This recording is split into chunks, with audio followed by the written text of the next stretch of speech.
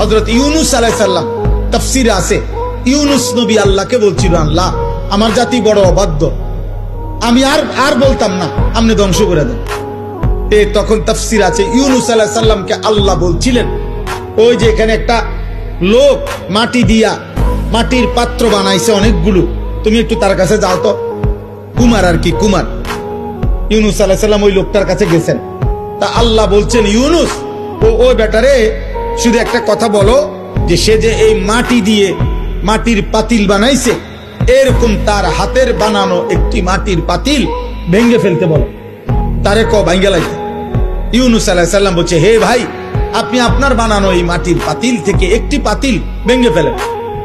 তখন ওই কুমার সে বলছে, এই মিয়া, আমার নিজের হাতের বানানো মাটির পাতিল আমি ভাঙবো কেন? বোকা নাকি আমি? কেন ভাঙবো? এত যত্ন করে আমি বানাইছি।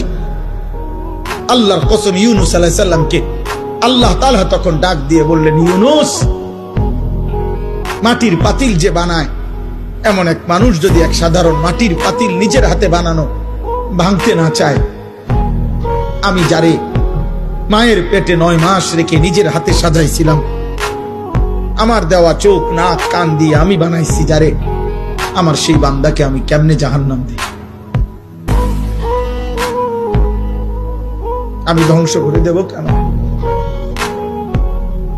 ও যদি তার মাটির পাতিল ভাঙতে না চায়, আমি আমার এমন যত্নে গড়া বান্দাকে জাহান্নাম দেব কেন? ধ্বংস করে দেব কেন? আমি অপেক্ষায় থাকি মাফ করতে। আমার বান্দা কোনদিন যদি 1 ফোঁটা রাত গভীরে চোখের পানি ফেলে, আমি ওরে মাফ করে দেব। যদি বলে বান্দা আল্লাহ গুনাহ অনেক বেশি, আল্লাহ বলবে সমুদ্রের ফেনার চাইতেও বেশি। বান্দা বলবে না। আল্লাহ বলবে আসমান পরিমাণ উচ্চতার চাইতেও বেশি। বান্দা বলবে না।